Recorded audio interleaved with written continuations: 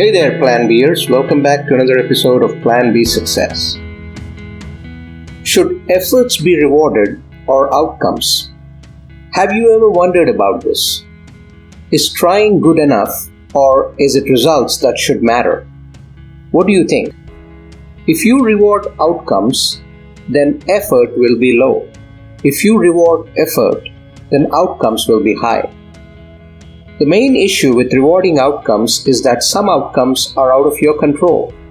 If you do X, then Y will happen is a better strategy than do X and I'll give you Y.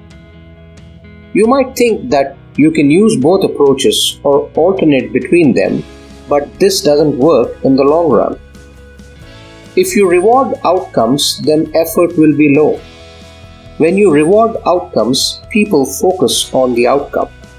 Outcomes are very important, but effort is more valuable in the long term. People will only do what they're told to do if you reward outcomes. In order to motivate employees to work harder and achieve their goals, you should focus on rewarding effort rather than outcomes. If you reward effort, then outcomes will be high. If you reward effort, then outcomes will be high. In other words, if you reward effort, then efforts will not be low.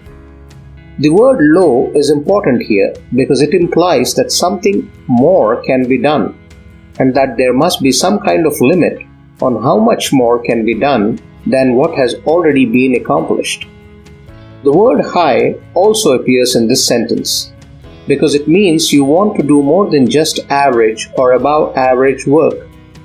You want to push yourself so far beyond your capabilities that people start calling your accomplishments outrageous. But again, if all goes according to plan, and it usually does, then whatever outcome comes from putting in all this extra effort should definitely lead to results being called high. The main issue with rewarding outcomes is that some outcomes are out of your control.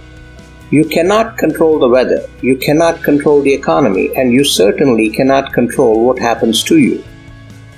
It's also a fact that often when an outcome is achieved, there's a lot of luck involved as well.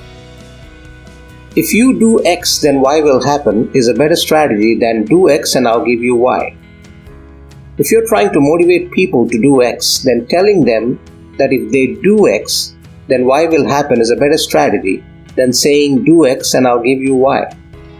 This is because it can motivate people to make good choices.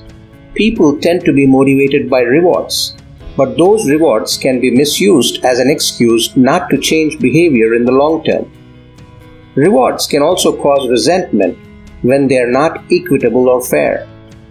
If one person receives a reward and another does not, this can lead to feelings of injustice and possible backstabbing among employees who feel they're being treated unfairly by their employers or colleagues. You might think that you can use both approaches or alternate between them, but this doesn't work in the long run. In the short term, it's possible to reward both effort and outcomes because your employees don't know which one is responsible for their paychecks. But once they figure out what's going on, they'll see through the charade. And if there's no real value behind either reward system, they'll lose interest quickly. If you're currently using an approach that rewards effort while also paying attention to outcomes or vice versa, try switching over completely so that your organization can focus on its core values instead of trying to make something that doesn't fit together or work anyway. You should reward effort over outcomes to promote better overall performance.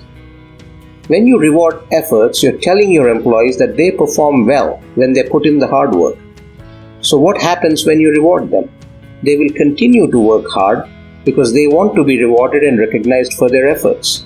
Additionally, because you're rewarding people based on the quality of their work instead of the quantity of their production, that is making more widgets, this helps avoid situations where employees feel like their job is meaningless because nobody cares about how many widgets they produce or whether those widgets are any good at all, as long as there's enough output produced by everyone else in order to meet company goals and standards.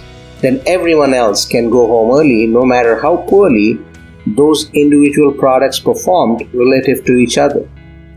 This also means that if an employee does not perform well due to any reason, not being able to do his job well due to lack of skill level, sick with flu virus, etc., then he won't get any rewards either, since there wasn't enough output generated by him during that period despite having put in effort.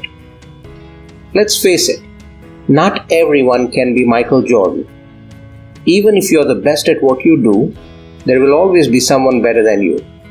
But that does not mean that we should stop trying to improve our performance because of this fact.